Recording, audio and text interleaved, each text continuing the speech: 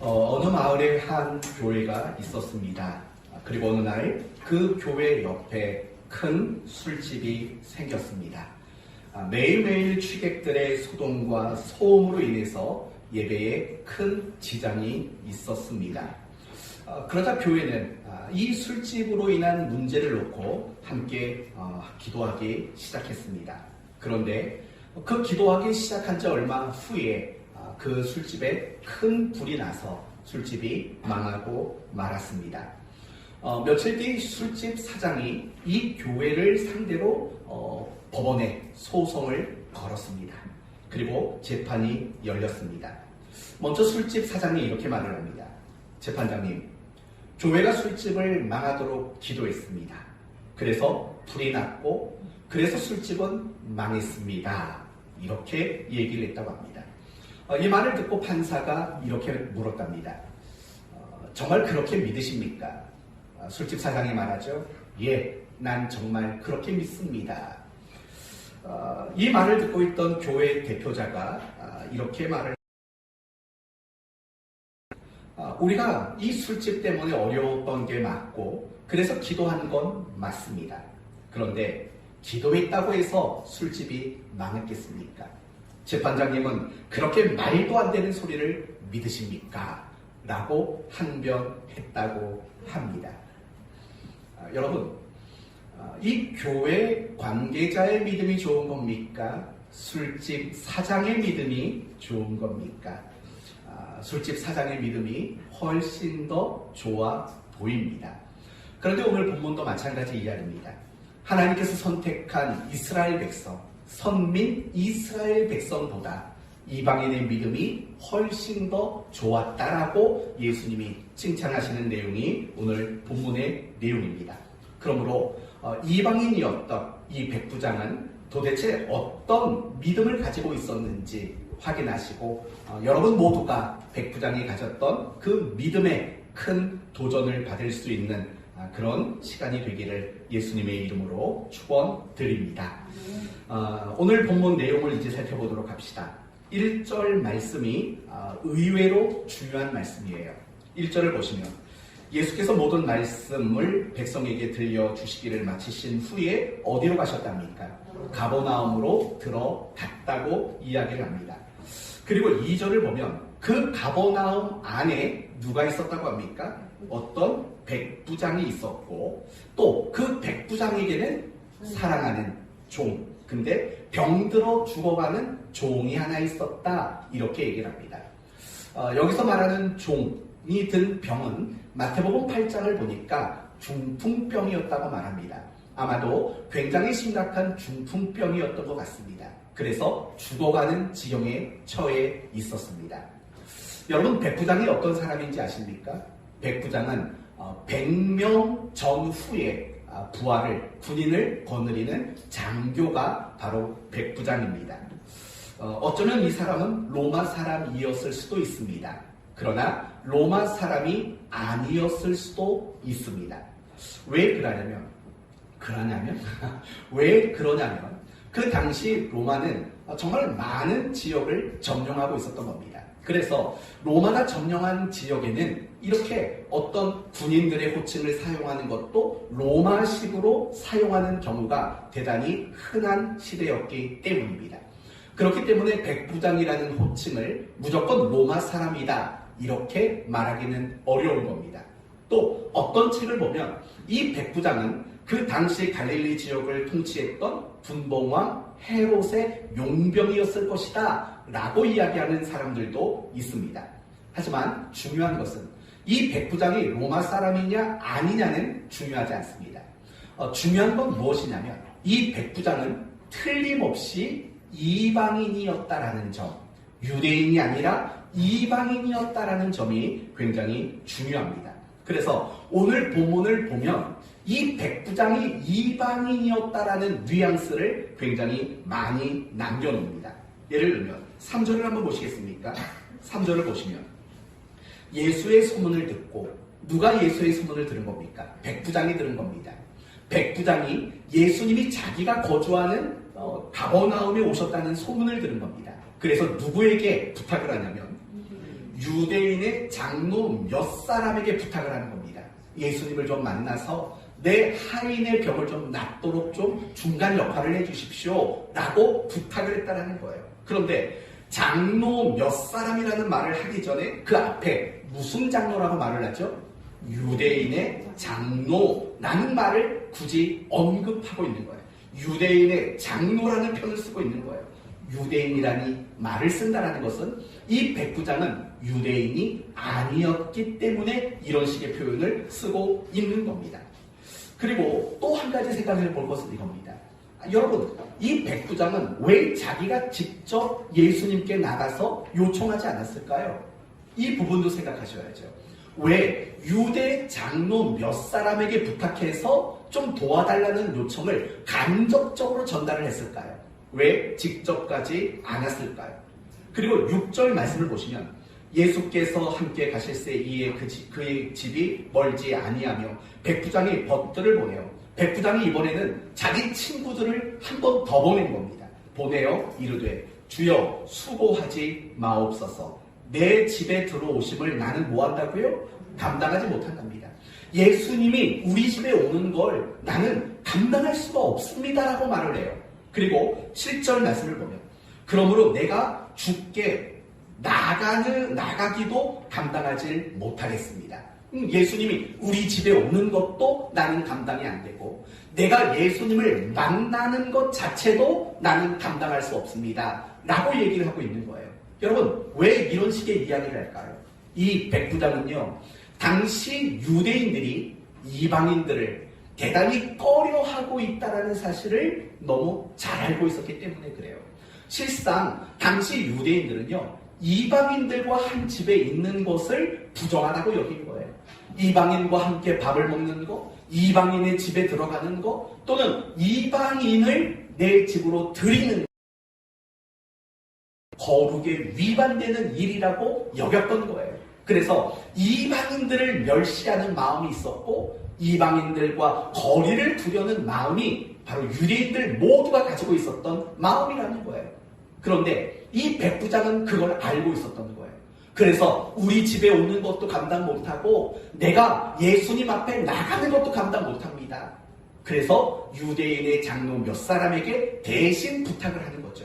그러니까 이런 식의 백부장의 모습들을 본다면 이 백부장은 틀림없이 유대인이 아닌 이방인이었을 게 너무나도 분명하다는 거예요. 또 5절 말씀을 보세요. 5절 말씀을 보시면 유대 장로들이 예수님에게 하는 말이에요.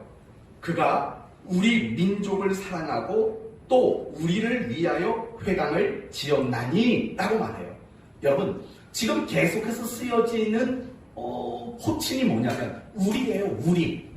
우리 민족을 사랑하고 우리를 위해 회당을 지었습니다 라는 말을 반복한다고요. 무슨 말이에요? 이 백부장은 우리라는 호칭 안에 들지 못하는 사람이다라는 것을 염두하고 하는 말이라는 거예요. 바로 이것이 일단은 오늘 본문에 있어서 대단히 중요한 것입니다. 백부장은 유대인이 아니라 누구였다고요? 이방인이었다라는 거예요. 이방인이었다라는 거. 그리고 이방인이었던 백부장이 7절을 보면 이렇게 말하죠. 중간에 말씀만 하사 내 하인을 낫게 하소서. 말씀만 하셔도 내 하인은 나을 겁니다 라고 고백을 합니다. 그러자 예수님께서는 9절에 뭐라고 말하냐면 예수께서 들으시고 그를 놀랍게 여겨 돌이키사 따르는 무리에게 이르되 내가 너희에게 이르노니 이스라엘 중에서도 이만한 믿음은 만나보지 못하였노라 라고 백부장의 믿음을 칭찬하는 장면이 나옵니다. 그리고 결국 10절을 보면 종이 이미 나아 있었더라 이렇게 말씀하고 있습니다. 됐습니다. 여기까지가 오늘 본문의 내용입니다.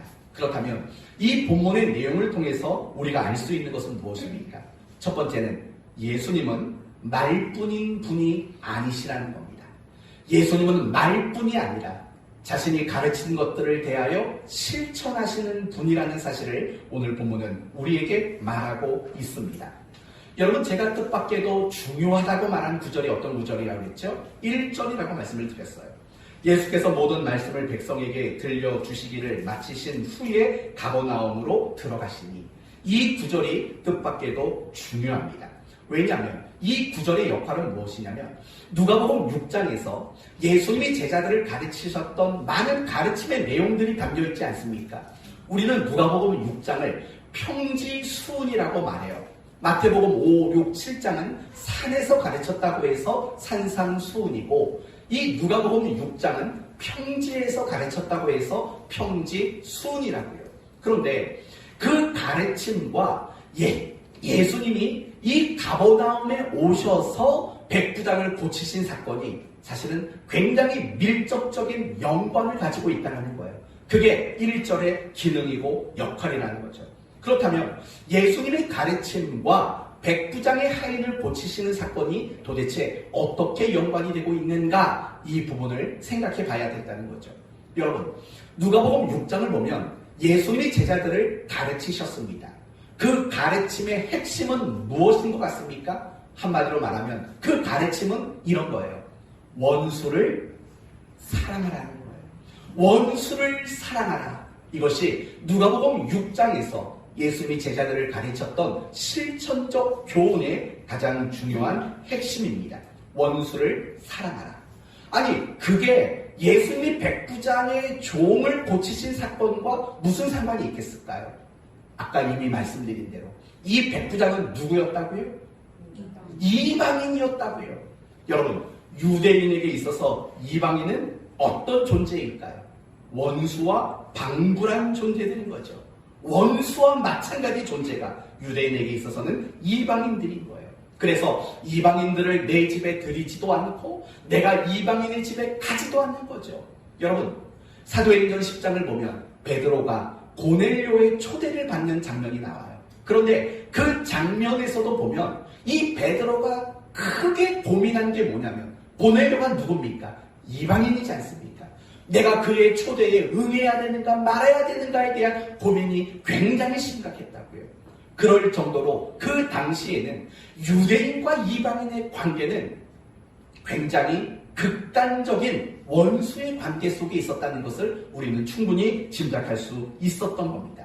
더욱이 만약에 오늘 본문의 이 백부장이가 로마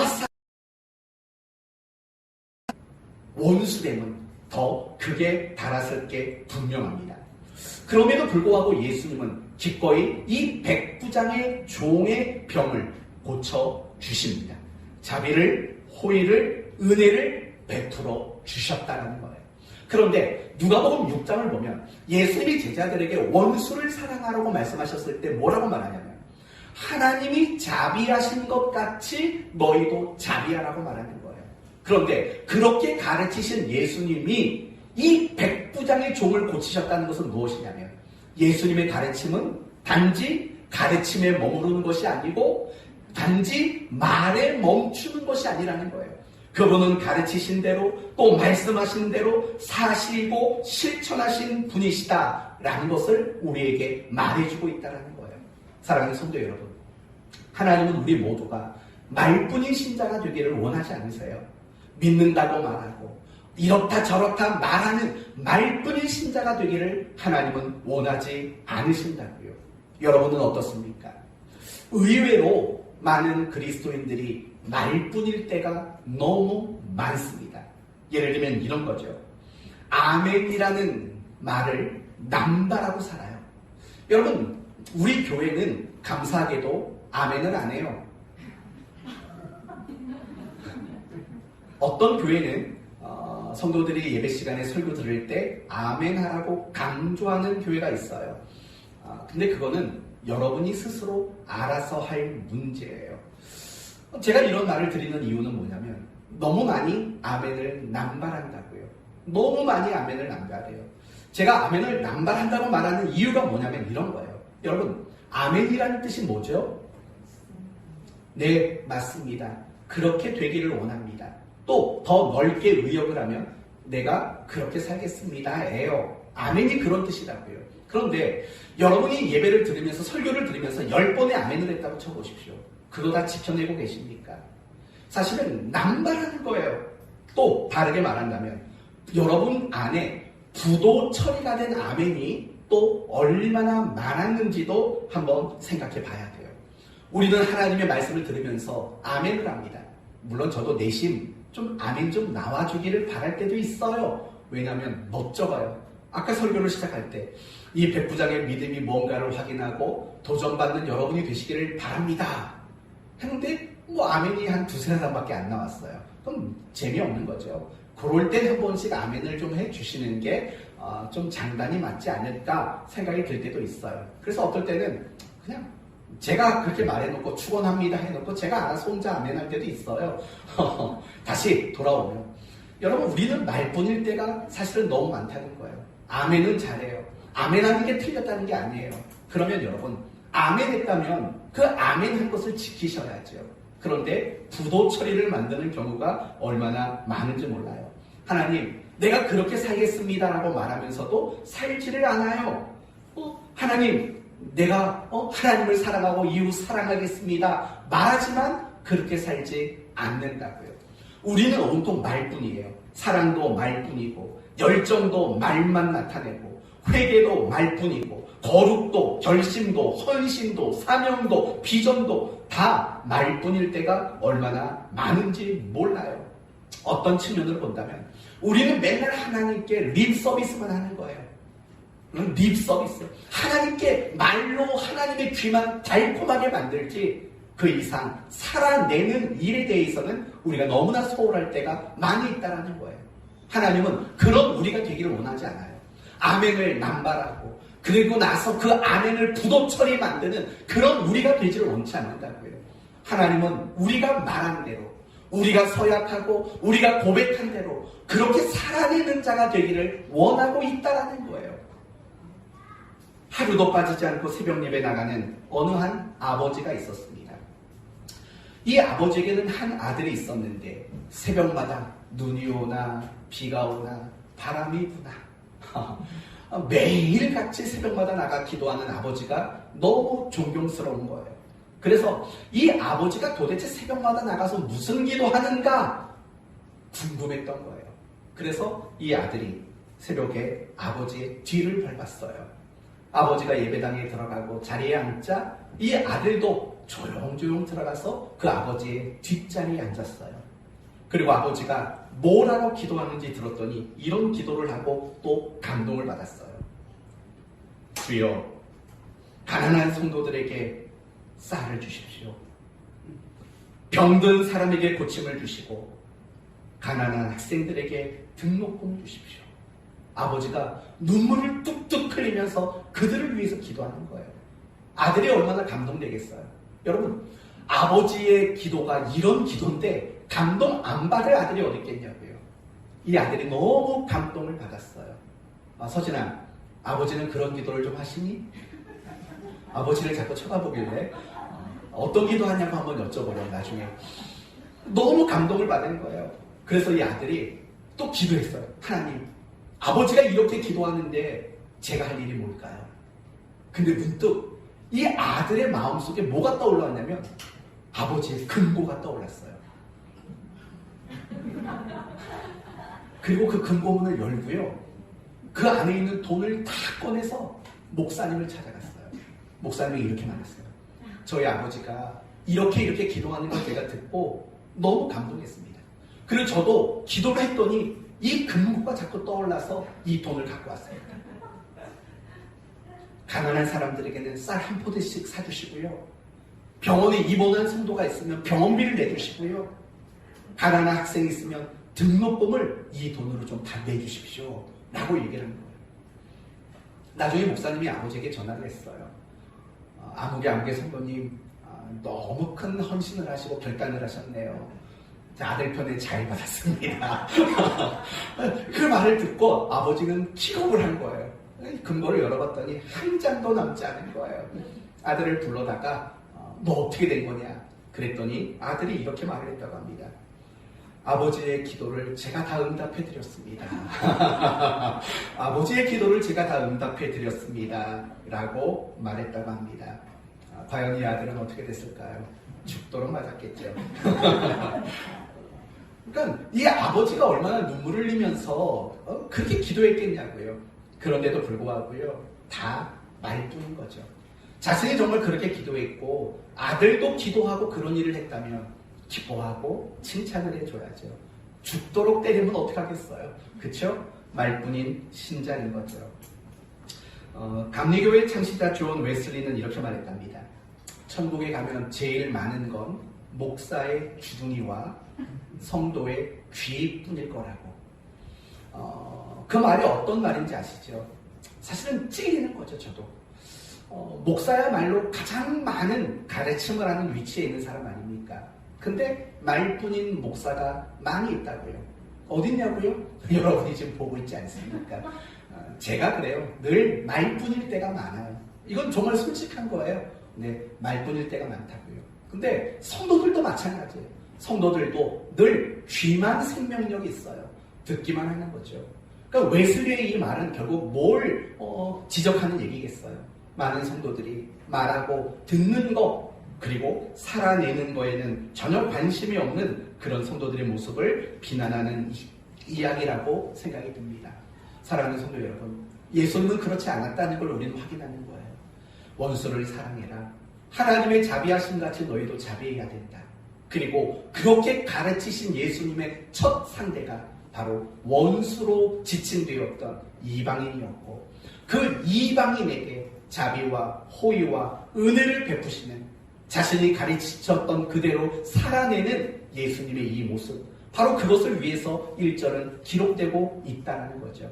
우리 모두가 이런 예수님을 닮아가고 본받아야 하는 거죠. 말로만 하면 안 돼요. 아멘만 잘하는 건 좋은 게 아니에요. 아멘 하신 대로, 하나님께 약속하신 대로, 여러분이 들은 말씀대로 살아내는 일에 우리는 더 많은 관심을 갖고 노력을 해야 하는 거죠. 그런데 왜 우리는 갈수록 말뿐인 신앙이 될까요? 성경은 그에 대한 이유를 굉장히 명확하게 설명하고 있어요. 이사야서 29장 13절이에요. 주께서 이르시되 이 백성이 입으로는 나를 가까이 하며 입술로는 나를 존경하나 그들의 마음은 내게서 멀었도다 라고 말해요. 입술은 가깝고 입술은 나를 존경한대요. 그러나 마음은 내게서 멀리 떠나 있다라고 말을 해요. 무슨 말이냐면 이런 거죠. 이스라엘 백성들은 말뿐인 신앙이었어요. 왜 그러냐면 하나님을 사랑하는 마음은 없으면서도 하나님께 뭔가 복을 받고 하나님께 무엇인가를 받아내는 일에만 관심이 있었다라고 말하는 거죠. 그러니까 이 구절의 핵심은 무엇이냐면 하나님을 사랑하는 마음이 없었다라는 것이 이 구절의 핵심이 되는 거예요. 마찬가지인 거예요. 우리가 말씀을 잘 듣고 배우고 또 가르칩니다. 그럼에도 불구하고 우리가 늘 말뿐인 신앙에 머무른 이유는 바로 여기에 있는 거예요. 내가 하나님을 사랑하는 마음이 없는 거예요. 여러분, 내가 하나님을 사랑하는 그 마음이 없다라는 것, 그것이 결국에는 우리의 신앙에 큰 영향을 끼치는 거예요. 항상 우리로 하여금 말뿐이도록 만들어요. 여러분, 우리가 사람과의 관계 속에서도 마찬가지 아닙니까? 사람과의 관계 속에서 그냥 빈말만 하고 말뿐인 그런 모습으로 누군가를 대하는 그 사람이 있다면 그 사람은 누굽니까? 내가 사랑하지 않는 사람이에요. 그러나 말뿐이지 않고 내가 뭔가 행하고 무엇인가를 나타내는 대상들은 누굴까요? 결국은 보면 내가 정말 사랑하는 사람들이라는 걸 우리는 안다고요. 내가 말뿐인 신앙이 되는 이유, 그건 하나님을 사랑하는 것이 내게 없기 때문인 거예요. 사랑하는 성도 여러분, 사실은 이 부분이 너무 중요한 거예요. 우리가 신앙생활을 잘 못하는 이유는요, 몰라서 못하는 게 아니에요. 우리가 어떻게 살아야 될지, 어떤 걸 결정하고 선택해야 될지 사실은 우리는 모르지 않아요. 우리는 어렴풋이라도 무엇을 선택하고 무엇이 옳은지를 우리는 알고 있다고요. 그러나 그것을 선택하지 못하고 그것을 결정하지 못하는 이유, 그렇게 살아내지 못하는 이유, 그건 내가 정말 하나님을 사랑하는 마음이 없기 때문에, 또 없다고 말하면 좀 지나치다고 생각할 수 있으니까 하나님을 사랑하는 그 마음이 너무 부족하기 때문이라는 거예요. 이게 가장 실질적인 이유인 거예요. 말뿐인 신앙이 되는 이유. 내가 하나님을 사랑하는 그 마음이 부족하기 때문일 수밖에 없는 거예요. 사랑하는 성도 여러분, 하나님을 사랑하는 마음들이 갈수록 많아지기를 바랍니다. 그래서 아멘을 묻어내지 않는 여러분이 되시고 정말 살아내는 말뿐이지 않는 그런 성도가 될 수 있기를 축원드립니다. 아멘. 네. 그런데 오늘 본문을 보면 조금 더 중요한 것을 우리에게 가르쳐주고 있습니다. 그것은 무엇이냐면 주님은 우리의 믿음을 보시는 분이시다라는 것을 가르쳐주고 있습니다. 오늘 본문 10절을 보시면 이 백부장의 종이 고침을 받게 됩니다. 완전히 치료를 받게 됩니다. 그렇다면 이 백부장의 종이 고침받게 된 직접적인 그리고 결정적인 이유와 원인은 과연 무엇이었을까요? 여러분에게 두 가지 선택안을 드릴게요. 첫째, 장로들이 예수님을 찾아가서 설득하고 논리적으로 이야기를 했기 때문이다. 이게 1번. 두 번째, 백부장의 믿음 때문이다. 여러분 1번과 2번 중에 이 종이 고침을 받을 수 있었던 직접적인 이유는 뭐라고 생각하십니까? 정답은 2번이죠. 물론 이 장로들이 예수님을 찾아가서 간절히 호소했습니다. 그리고 그렇게 예수님이 고쳐주셔야 되는 또 정당한 이유들도 분명히 설명을 했습니다. 그러나 사실은 그게 중요한 게 아니었습니다. 정말 중요한 것은 이 백부장의 종이 고침받은 데 결정적인 역할을 한 것은 바로 백부장의 믿음이었기 때문인 거예요. 그래서 9절 말씀을 보면 예수께서 들으시고 그를 놀랍게 여겨 돌이키사 따르는 무리에게 이르시되 내가 너희에게 이르노니 이스라엘 중에서도 이만한 믿음은 만나보지 못하였노라 라고 말하는 거예요. 바로 백부장의 믿음, 그것을 보시고 그의 종의 병을 예수님은 고쳐주셨다는 거예요. 우리는 이 말에 초점을 두셔야 돼요.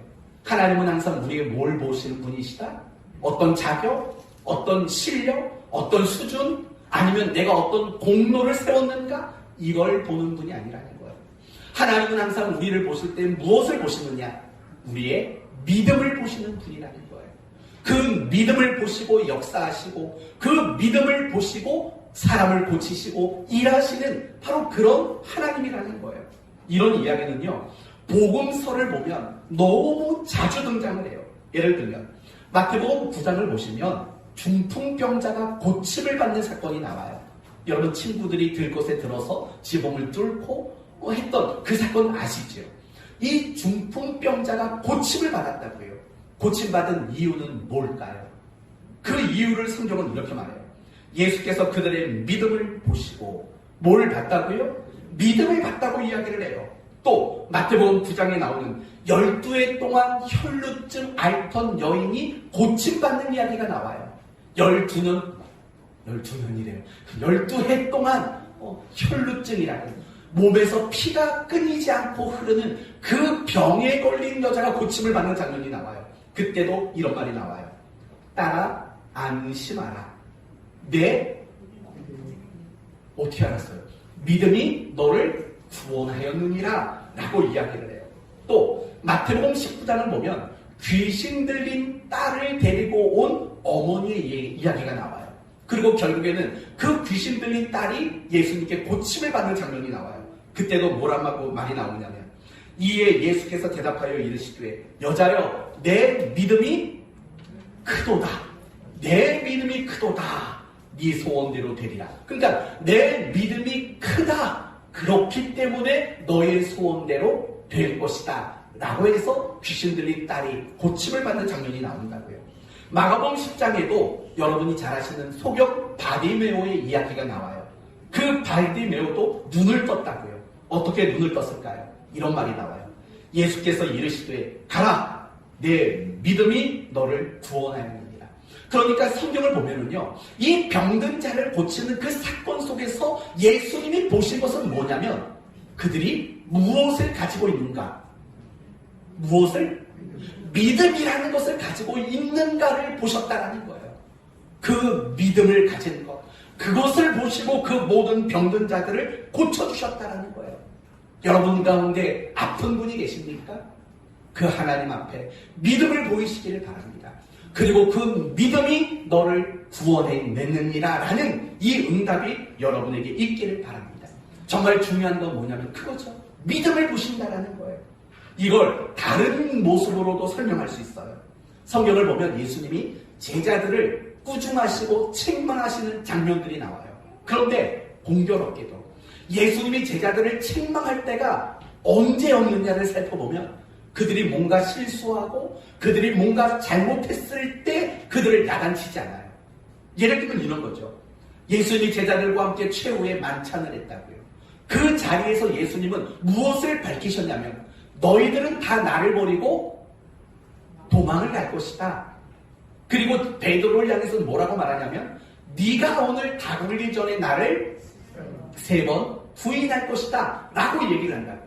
그러니까 분명히 제자들이 실수하고 잘못할 것에 대한 언급을 했어요. 그러나 그걸 가지고 제자들을 야단치지 않았다고요. 도리어 예수님은 떡과 잔을 축사하시면서 제자들에게 나누어 주셨다고요. 그러나 예수님이 제자들을 야단치고 책망했을 때가 있어요. 그런데 예수님이 제자들을 야단하고 책망하는 그 사건들을 보면 한결같은 공통점이 등장해요. 그게 뭔지 아세요? 믿음의 문제가 되었을 때 야단을 친다고요. 예를 들면 마태복음 8장을 보시면 예수님과 제자들이 한 배를 타고 바다를 향해 나가고 있었어요. 근데 파도가 쳤어요.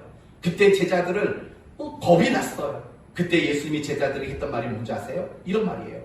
예수께서 이르시되 어찌하여 무서워하느냐 믿음이 작은 자들아. 그러니까 그들을 야단치는 케이스는 대부분이 그들의 믿음이 결격한 사유를 드러냈을 때, 믿음이 어긋났을 때 그들을 야단을 쳤다는 거예요. 마태복음 17장을 보시면 예수님이 베드로와 야고보와 요한 3명을 데리고 변화산에 올라가요. 그러면 산 아래에는 몇 명의 제자들이 남았을까요? 3명을 데리고 올라갔어요. 그럼 산 아래는 9명의 제자들이 남았다고요. 산에서 내려온 예수님이 이 9명을 야단을 쳐요. 그래서 뭐라고 야단을 치냐면 이렇게 야단을 쳐요. 너희 믿음이 작은 까닭이라. 믿음 없음을 야단을 치고 있다는 거예요. 그리고 마태복음 16장을 보시면 예수님이 부활하시고 제자들에게 나타났어요. 그런데 이 제자들을 야단을 쳐요. 왜 야단을 쳤을까요? 이렇게 말씀하세요. 그 후에 11제자가 음식을 먹을 때에 예수께서 그들에게 나타나사 그들의 믿음 없는 것과 마음이 완악한 것을 꾸짖으시니 이는 자기가 살아난 것을 본 자들의 말을 믿지 아니하밀로라. 무엇이 문제가 있기 때문에 야단을 쳤죠? 믿음이 없기 때문에. 그 믿지 않는 것 때문에 야단을 치셨다고요. 그들이 뭐 잘못했을 때 야단 쳤다는 게 아니에요. 그들이 뭔가 실수했을 때 야단친 게 아니라고요. 그들의 믿음이 흔들릴 때, 그들의 믿음이 약해질 때 야단을 쳤다고요. 그러니까 여기서 우리가 종합해 보십시다. 예수 무엇을 보셨다고요? 믿음을 봤다고요. 예수님이 제자들을 야단치셨던 경우가 언제라고요? 믿음이 없을 때 야단을 쳤다고요. 이러한 것들을 보면 우리가 무엇을 보게 되냐면 하나님은 우리의 그 어떤 것을 보는 게 아니라 우리의 뭘 본다고요? 믿음을 보시는 분이라는 거예요. 하나님은 우리의 믿음을 보시는 분이시라고요. 그러나 많은 신자들은 그렇게 생각하지 않는 것 같아요. 여러분에게 물어볼까요? 하나님은 여러분의 믿음을 보신다고요. 그거 아셔요? 정말 아세요? 그렇지 못할 때가 솔직히 많아요. 우리는 내가 가지고 있는 믿음, 이 믿음보다는 내 수준, 내 실력, 내가 얼마나 공로를 세웠는가, 이걸 더 중요하게 볼 때가 사실은 많다고요. 예를 들면 이런 거죠. 내가 신앙생활을 잘하면 우리는 하나님께 기도해도 응답에 대한 자신감이 좀 높아져요.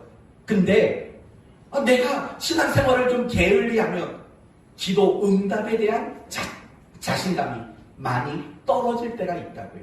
그렇지 않습니까? 그런 경우들이 너무 많이 있다고요. 그러나 잊지 마세요. 우리의 수준이나 자격이나 실력이나 내가 얼마나 열심히 잘했는가는 2차적인 책임의 문제지. 우리 그리스도인에게 있어서 1차적인 중요한 근본은 사실은 믿음이라는 거예요. 믿음. 오늘 본문의 장로들을 보면은요, 예수님께 찾아가서 백부장의 소원을 좀 들어주라고 부탁을 한다고요. 그런데 이 장로의 모습들이 사실은 우리의 모습일 때가 너무 많아요. 한번 사를 보시면 이에 그들이 예수께 나와 간절히 구했다고 말해요. 간절히. 그러면서 이르되 이 일을 하시는 것이 이 사람에게는 합당합니다. 백부장의 종을 고쳐주고 백부장의 소원을 들어주는 건 옳은 일입니다. 이렇게 얘기를 해요. 그러면서 그 다음 구절을 보시면은요, 왜 이 사람들이 그렇게 당당하게 예수님께 구했는가가 나와요. 그 다음 구절이 뭡니까? 5절. 그가 우리 민족을 사랑합니다. 그리고 그 다음에 나오는 게 더 결정적인 거예요. 그가 우리를 위해서 뭘 지었대요? 회당을 지었습니다. 그러니까 우리 시대로 말하면 그거예요. 하나님, 이 사람의 기도를 응답해 주셔야 됩니다. 왜냐하면 이 사람이 교회를 한 채 지어드렸지 않습니까? 지금 그 말과 똑같은 거잖아요. 이 사람이 우리 민족을 사랑합니다. 이 사람이 회당을 지어줬습니다. 그러니 이 사람의 소원을 들어주는 게 당연한 겁니다. 결국 이 장로들이 예수님께 간청하는 근거는 뭐냐면 백부장이의 자격, 백부장이의 수준, 이 백부장이의 공로, 이런 걸 근거로 고쳐주시기를 디밀고 있다는 거예요. 그렇지 않습니까? 근데 사실은요, 우리도 똑같은 거예요. 우리도 똑같아요. 대법을 확신시켜드릴게요. 여러분은 오늘 죽어도 천국 갈 확신 있으십니까? 왜 대답 안 하시는 분 있어요? 누구한테 물어봐야 될까요? 정냉이, 내림이는 오늘 죽어도 천국 갈 확신이 있습니까?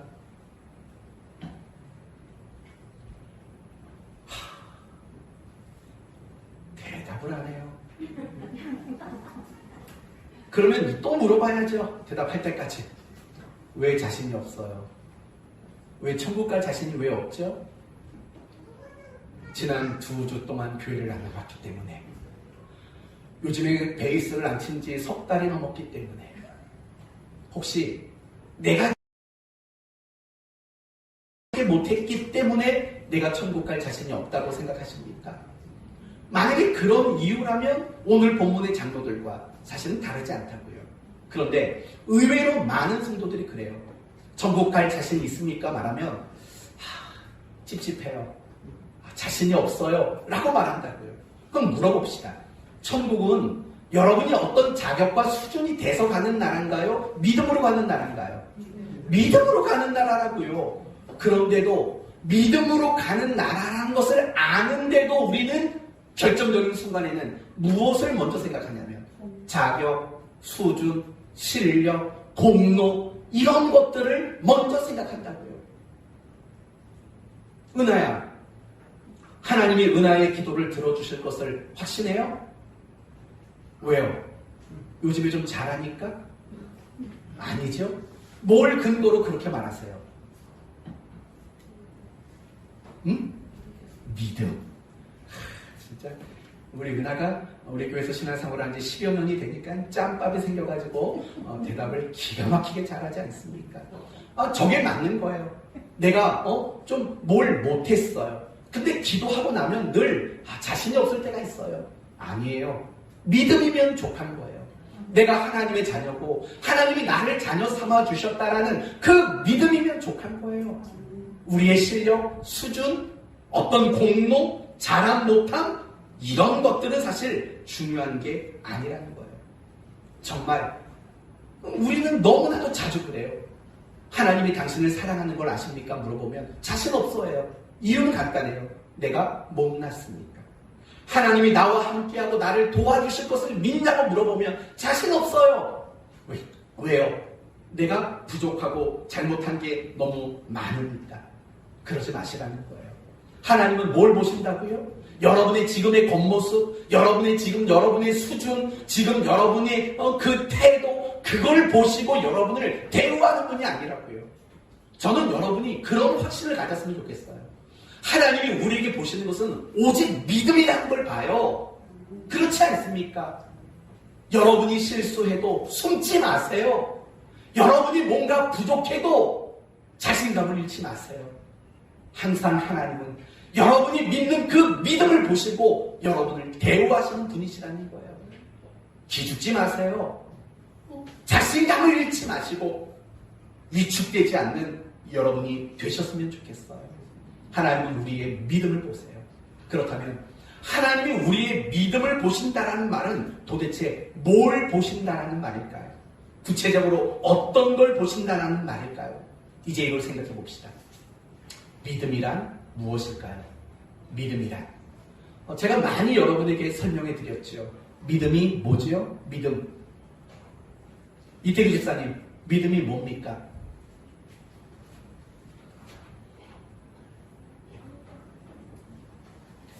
네? 서진아, 믿음이 뭡니까?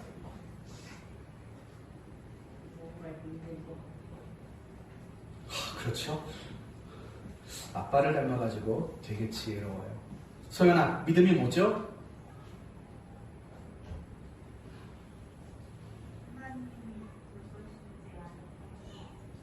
하나님의 돌보심에 대한 아는 것.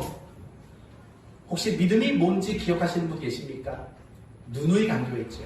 믿음이란 하나님과 그분의 말씀에 반응하는 것. 그렇죠? 하나님과 그분의 말씀에 대해서 올바르고 정당하게 반응하는 것. 그게 성경이 말하는 믿음의 본질이에요. 그렇다면 여러분, 우리가 이런 믿음의 반응을 나타내기 위해서 필요한 것은 뭘까요? 그것은 결국은 하나님께 대한 신뢰함, 이것이 바로 우리를 반응하게 만드는 거예요. 그렇기 때문에 믿음의 출발은 하나님을 신뢰하는 것으로부터 시작이 되는 거예요. 반대로 말하면 하나님을 신뢰하지 않고서는 우리의 믿음이 출발될 수가 없다는 거예요. 그렇기 때문에 오늘 본문을 통해서 우리가 생각해 봐야 될 것. 하나님은 우리의 믿음을 보신다고 말했는데 도대체 무엇을 보신다라는 말일까? 한마디로 말한다면 하나님은 우리가 하나님을 얼마나 신뢰하고 있는가, 그것을 보시는 분이시다라는 거죠. 오늘 백부장이의 믿음을 보면서 예수님이 감탄하신 이유는 무엇이냐면 그가 이토록 신뢰하고 있는가라는 것 때문에 예수님은 백부장이의 믿음을 보시고 굉장히 감탄하실 수밖에 없었다라는 거예요. 그게 바로 믿음인 거예요. 믿음은 하나님을 신뢰하는 것으로부터 시작돼요. 그리고 하나님을 신뢰하는 것을 근거로 내가 반응하는 것으로 나타나는 것. 이게 믿음의 핵심이고 이게 믿음의 본질이라고요. 하나님은요, 우리가 하나님을 신뢰하는 자가 되기를 원하고 계세요. 하나님을 신뢰하고 계세요. 하나님이 나의 아버지이심을 신뢰하고 있어요. 하나님이 나를 사랑하고 계심을 신뢰하고 있어요. 하나님이 나와 함께 하시고 나를 인도하시는 것에 대한 신뢰가 있으세요? 그렇다면 여러분은 믿음이 좋은 거예요. 그러나 내가 하나님을 신뢰하는 것, 그것이 부족하다면 우리는 믿음이 좋은 사람이라고 말할 수 없는 거예요. 하나님을 신뢰하는 것, 그것이 바로 우리의 믿음의 증명이고 나타냄이라는 거예요. 이제 끝으로 한 가지만 더 말씀드리고 마치겠습니다. 결국 이 백부장이의 믿음이 뭐냐고 말한다면, 한마디로 말한다면 신뢰함이 있었다라는 거예요. 주님께 대한 신뢰가, 그것이 그의 믿음이었다라는 거예요. 그렇다면 이 백부장이가 주님을 신뢰할 수 있었던 이유는 뭘까요? 그것은 주님이 신적 권위를 가지신 분이라는 것을 확신했기 때문입니다. 신적 권위를 가지신 분. 여러분 오늘 본문 6절을 보시면은요, 백부장이가 예수님을 뭐라고 불렀는지 보세요. 백부장이 벗들을 보내어 이르되, 그 다음이 뭐죠? 주여라고 불러요. 주여. 여러분, 특히 누가복음에서 주여라는 말은요, 신적인 권위를 나타낼 때 쓰는 말이에요. 주로 그렇게 많이 써요. 신적인, 그러니까 하나님의 권위, 하나님의 권세를 가진 자라는 것을 표현할 때 주여라는 말을 쓴다라는 거예요. 가장 대표적인 경우가 누가복음 5장에 베드로가 고기 잡는 사건이에요. 베드로가 밤이 맞도록 고기를 잡지 못했어요. 아침이 밝았네요. 그때 예수님이 뭐라고 말을 하냐면, 깊은 곳에 가서 그물을 내려라 라고 말을 해요. 그쵸? 깊은 곳에 가서 그물을 내리래요. 그러자 베드로는 깊은 곳에 가서 그물을 내렸고 많은 고기를 잡았어요. 그 다음이 중요해요. 그 베드로가 고기를 잡은 다음에 어떻게 했죠? 야, 땡 잡았네 했나요? 아니라고요. 예수님 발 앞에 엎드려서 이렇게 말했어요. 주여, 나를 떠나소서. 뭐라고요? 주여, 나를 떠나소서. 나는 죄인으로서이다. 여러분, 이 말이 어울리는 말이라고 생각하세요? 아니, 고기를 많이 잡았어요. 근데 나를 떠나래요. 예수님이 그 고기에 뭐 좀 떼달라고 할까봐 그랬을까요? 그리고 나는 죄인이라고 말을 해요. 이게 정말 어울리는 말인가를 생각해봐요. 하나도 어울리질 않아요. 많은 고기를 잡았는데 왜 나를 떠나라고 말하고 내가 죄인이라는 말을 해요? 그러자 예수님이 이렇게 말을 해요. 내가 이후로는 너를 사람을 취하는 자가 되게 하겠다. 사람을 낳는 어부가 되게 하겠다 라고 말을 해요. 그랬더니 베드로가 배와 그물과 모든 걸 버리고 예수님의 제자가 돼요. 아니, 고기 한 번 잡았다가 이게 왜 날벼락이에요? 근데 베드로는 정말 그렇게 한다고요. 이유는 뭘까요? 그 예수님의 말씀과 그 예수님의 가르침 속에서, 그분의 모습 속에서 뭐가 보였을까요? 신적인 권위가 보인 거예요. 신적인 권위가 느껴진 거예요. 신적인 권위에 그가 압도를 당한 거예요. 그러고 나서 그가 했던 말을 생각해봐요. 나를 떠나소서. 나는 죄인입니다. 여러분, 이 말이 이해가 되는 거죠. 예수님이 사람을 낳는 어부가 될 것이다 라고 했을 때 모든 걸 버릴 수 있었던 이유가 뭐예요? 바로 그 신적인 권위를 느끼고 알았기 때문이라는 거예요. 오늘 백부장의 믿음도 역시 마찬가지예요. 이 백부장이가 썼던 단어, 바로 베드로가 썼던 주여 나를 떠나소서라고 말하는 그 주여라는 단어와 똑같은 단어를 백부장이 쓰고 있다고요. 그 말은 무엇이냐면 단지 예수님을 병 잘 고치는 사람으로 본 게 아니라고요. 유능한 의술을 가진 사람으로 본 게 아니라 하나님의 신적 권위를 가지신 분이라고 여겼다라는 거예요. 그래서 이 백부장이가 했던 말이 뭐예요? 7절. 그러므로 내가 주께 나가기도 감당하지 못할 줄을 알았나이다. 뭐만 하소서? 말씀만 하사 라고 말하는 거예요. 예수님, 우리 집에 안 가셔도 되지 않습니까? 내 종의 그 병이 얼마나 깊었는지 안 봐도 되지 않습니까? 그곳에 안 가도, 그 병든 자를 보지 않아도 말 한마디만 해도 낫는 분 아니십니까? 이렇게 말을 하고 있는 거예요. 당신은 신적 권위를 가지신 주님 아니십니까? 하나님 아니십니까? 라고 말하고 있다는 거예요. 마지막 결론은 이겁니다. 하나님은 우리의 믿음을 보세요. 우리의 구체적인 어떤 믿음을 보시죠? 하나님을 의지하고 신뢰하는 믿음을 보신다고요. 그러나 우리가 하나님을 신뢰하지 못하고 우리가 그 하나님을 의지하지 못하는 이유는 어디에 있을까요? 하나님이 어떤 분인가를 알지 못하기 때문인 거예요. 하나님은 어떤 분이시죠? 말씀만 하셔도 되시는 분이세요. 그분은 생각이 결과가 되시고 그분은 말이 결론이 되게 하시는 분이에요. 그분은 우리가 상상할 수 없는 우리의 이성과 지성과 사고력을 가지고도 이해할 수 없는 크고 위대하신 분이시라고요. 전능하신 분이시라고요. 불가능이 없는 분이시라고요. 그 하나님을 알게 될 때, 그 하나님의 신적 권위를 우리가 느끼게 될 때, 우리는 비로소 그분에게 손을 내밀고 그분을 신뢰하고 그분을 의지하는 믿음을 가질 수 있게 된다는 거예요. 우리에게 하나님이 어떤 분인가를 알아가는 일, 그래서 너무나도 중요한 일일 수밖에 없는 거예요. 성도 여러분, 하나님을 신뢰하기를 바랍니다. 여러분이 하나님을 신뢰하기만 하면 그 순간 여러분의 인생은 달라질 수 있어요. 여러분이 하나님을 신뢰하기만 한다면 여러분은 하나님의 놀라운 역사를 경험할 수 있는 사람이 될 수 있는 거예요. 우리가 교회는 다니지만, 우리가 예수를 믿는다고 말하지만, 우리는 예배를 드리고 있지만 우리는 하나님을 신뢰하지 않고 있어요. 그 하나님을 신뢰하지 않기 때문에 내 삶에, 내 인생에 아무런 변화도 일어나지 않는 거죠. 그러나 우리가 그 하나님을 신뢰하는 그 순간 우리는 내가 생각하지 못했던 일들이 내 삶에 일어나는 놀라운 역사들을 경험할 수 있게 된다는 거예요. 하나님을 신뢰하셔야 돼요. 그게 믿음인 거예요. 왜냐? 이미 말했잖아요. 믿음의 시작은 어디라고요? 그분을 신뢰하는 거라고.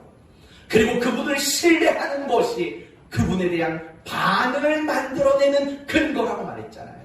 그게 믿음이라고 말했잖아요. 하나님을 신뢰하지 않는다면 그게 어떻게 믿음이라고 말할 수 있겠어요? 하나님을 의뢰하지 않는다면 그게 어떻게 믿음이겠냐고요. 하나님을 신뢰하셔야 돼요. 그게 예수님이 백부장을 보면서 감탄하신 이유예요.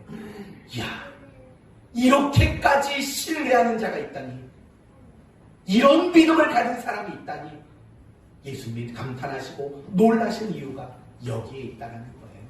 이제 오늘 말씀을 마치겠습니다. 하나님은 우리의 믿음을 보세요. 더 정확히 말한다면 우리가 얼마나 말을 잘하는가를 보지 않고 우리가 얼마나 하나님을 신뢰하느냐, 내가 하나님을 얼마나 의지하며 살아가느냐, 하나님은 그걸 보시는 분이세요. 근데도 우리는 아직 신뢰를 못해요. 이유가 뭐냐면 아직 하나님이 어떤 분인가를 잘 모르시는 거예요. 아직 우리는 진심으로 하나님을 주여라고 고백하는 자리로 나아가지 못하는 거예요. 아직 우리는 하나님의 그 신적 권위, 최고의 권위자이신 그분의 권위를 느끼거나 그분의 권위 앞에 압도당한 경험이 없는 거예요.